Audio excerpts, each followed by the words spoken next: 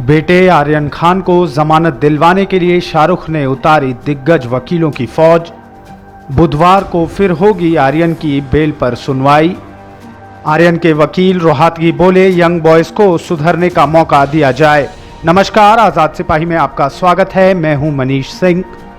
बॉलीवुड के किंग शाहरुख खान ने अपने बेटे को जमानत दिलवाने के लिए मंगलवार को दिग्गज वकीलों की फौज उतारी। मंगलवार को भारत सरकार के पूर्व अटॉर्नी जनरल मुकुल रोहतगी ने भी दलीलें पेश की। सुनवाई के दौरान पूर्व अटॉर्नी जनरल मुकुल रोहतगी के अलावा law firm Karanjawala and company के वकील रूबी सिंह आहूजा, संदीप कपूर, आनंदिनी फर्नांडिस, रुस्तम मुल्ला जैसे दिग्गज वकील भी मौजूद थे। आर्यन खान की जमानत अर्जी पर बॉम्बे हाईकोर्ट ने सुनवाई टाल दी है। कोर्ट अब बुधवार को इस मामले की सुनवाई करेगा। शुरुआत में एनसीबी के वकील ने दलीलें पेश कर आर्यन को जमानत देने का विरोध किया। जांच एजेंसी ने कहा कि जमानत मिलने पर आर्यन गवाहों को प्रभावित कर सकता है।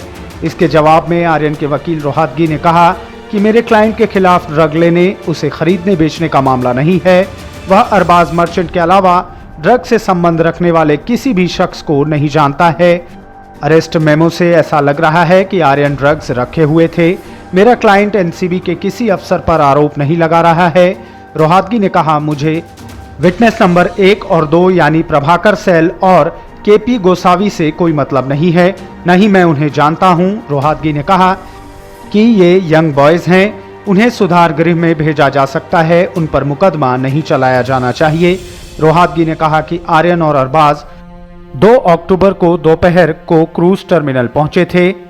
एनसीबी के कुछ लोग पहले से ही टर्मिनल पर मौजूद थे, उनके पास कुछ इन्फॉर्मेशन थी। मेरे क्लाइंट आर्यन और अरबाज को क्रूज पर चढ़ने से पहले ही पकड़ लिया गया।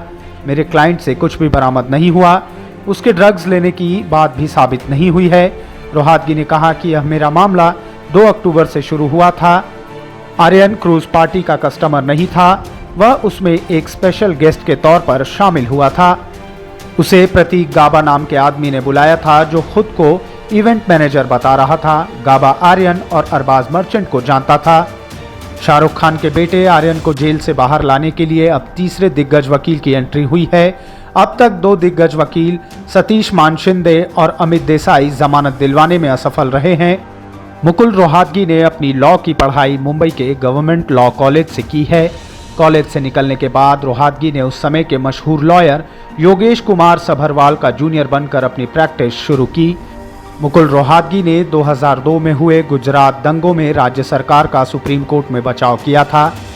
इसके अलावा फर्जी एनकाउंटर के आरोपों को लेकर भी उन्होंने राज्य सरकार की अदालत में पैरवी की थी।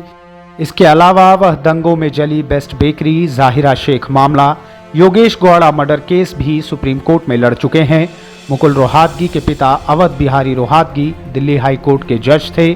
उनको 19 जून 2014 को देश के तत्कालीन राष्ट्रपति प्रणब मुखर्जी ने देश का अटॉर्नी जनरल बनाया था। मुकुल 18 जून 2017 तक देश के 14वें अटॉर्नी जनरल के पद पर रहे। रिपोर्ट्स के अनुसार मुकुल रोहतगी एक सुनवाई के लिए लगभग 10 लाख की फीस चार्ज करते हैं। हालांकि 2018 में एक आरटीआई में दिए जवाब में महाराष्ट्र सरकार ने बताया था कि उन्होंने सीनियर काउंसिल मुकुल रोहतगी को राज्य सरकार की तरफ से जज BH लोया केस के लिए फीस के रूप में 1.21 करोड़ रुपए दिए गए थे। रोहतगी ने तब महाराष्ट्र राज्य सरकार की तरफ से सुप्रीम कोर्ट में पैरवी की थी।